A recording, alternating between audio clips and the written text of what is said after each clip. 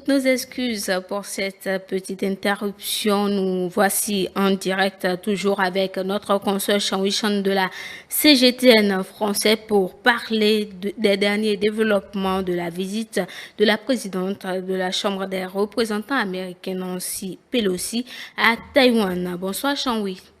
Rebonsoir. Bonsoir, Quelles sont les retombées de la visite de Pelosi à Taïwan? Eh bien, la visite a attiré l'attention de la communauté internationale et une forte indignation de la part de la Chine. Cette visite a franchi sérieusement la ligne rouge de la Chine sur la question de Taïwan. Et face à la provocation américaine, le ministère chinois des Affaires étrangères, le ministère chinois de la Défense se sont immédiatement prononcés après l'atterrissage de Mme Pelosi à l'aéroport de Taipei et le condamnant sévèrement. L'armée populaire de libération de Chine a également annoncé qu'elle avait reçu l'ordre de mener une série d'exercices militaires majeurs et des activités d'entraînement autour de l'île de Taïwan, couvrant les eaux et l'espace aérien du nord, du sud-ouest et du sud-est, ce qui comprend par exemple les tirs de longue portée dans le détroit de Taïwan et des essais de tirs de missiles dans les eaux orientales de l'île de Taïwan. Et l'armée populaire de libération de Chine a organisé jeudi le 4 août, donc en fait plus tôt aujourd'hui, donc un entraînement de tir réel à longue distance dans le détroit de Taïwan et a effectué des frappes de précision sur les zones spécifiques dans la partie orientale du détroit de Taïwan. Les résultats escomptés avaient été atteints. Et comment est-ce que le comportement de Pelosi a-t-il été vu par la Chine? Comme je l'ai rappelé dès le début, en fait, c'était la colère et l'indignation de la Chine. Madame Pelosi siège au Congrès américain depuis plusieurs décennies et sa longue carrière montre qu'elle est habituée à agir politiquement, à créer des problèmes sans en assumer la responsabilité et à mesurer une chose sur le principe des avantages politiques qu'il y en a tirés. Pour elle, cette visite est un théâtre pour défendre les soi-disant démocraties et la liberté, lutter pour les intérêts électoraux des partis et agir avec fermeté contre la Chine.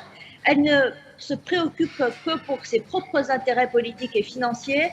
Cependant, la gravité de la politique des grands pays et la complexité des relations sino-américaines ne permettent plus à personne de jouer au hasard sur la question taïwanaise. L'ancien secrétaire d'État américain Henry Kissinger a sorti son nouveau livre qui s'appelle Leadership, 6 études sur la stratégie mondiale. Eh bien, son thème central est la géopolitique et les relations de pouvoir. Et dans ce livre, en effet, il critique le manque de sens de la mission et la direction parmi les dirigeants occidentaux aujourd'hui. Selon lui, pour l'ancienne génération d'hommes politiques internationaux, comme l'ancien président français Charles de Gaulle, l'ancien Premier ministre britannique Margaret Thatcher et aussi l'ancien Premier ministre de Singapour Lee Kuan Yew, c'est une politique, à partir du moment où une politique pouvait déclencher une grande guerre, alors ils abandonnent leurs idées, et ce qui est le moyen de maintenir la stabilité mondiale fondamentale, alors qu'on voit aujourd'hui ce n'est pas du tout le cas dans cette visite. Et la visite de Pelosi à Taïwan est aussi le produit d'une compétition bipartite entre les forces politiques nationales aux États-Unis. Cela conduira forcément à ce que Kissinger appelle une diplomatie sans fin, conflictuelle. Et comme l'a souligné l'ancien Premier ministre australien Paul Keating, compte tenu des tensions actuelles dans le détroit de Taïwan, toute mauvaise gestion ou d'erreur de calcul aura des conséquences désastreuses pour la sécurité, la prospérité et l'ordre à Taïwan et dans le monde. Oui, allez-y.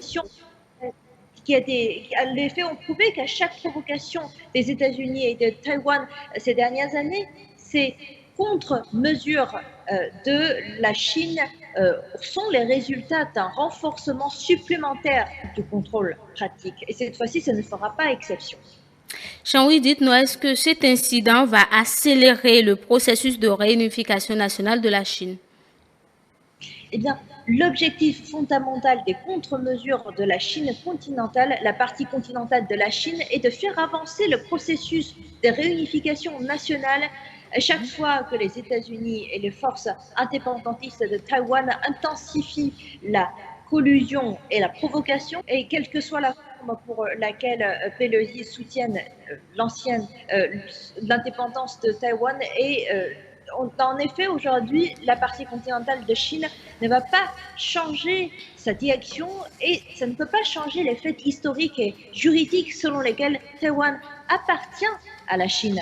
Et cela ne peut pas empêcher la Chine de parvenir à une réunification complète. Et encore une fois, ce n'est pas une personne ou deux personnes, ce n'est pas le souhait d'un Chinois ou deux Chinois pour une réunification de la Chine, mais c'est la réunification de la Chine, c'est l'avenir et c'est le rêve de tous les Chinois, de tous les partis politiques chinois aussi. Merci à vous, Chen Weishan. Je rappelle que vous êtes présentatrice à la CGTN français. Merci, nous avons abordé avec vous les derniers développements de la visite de Nancy Pelosi à Taïwan. Amis téléspectateurs, nous nous retrouvons après ceci pour la discussion de ce soir dans Ça se discute.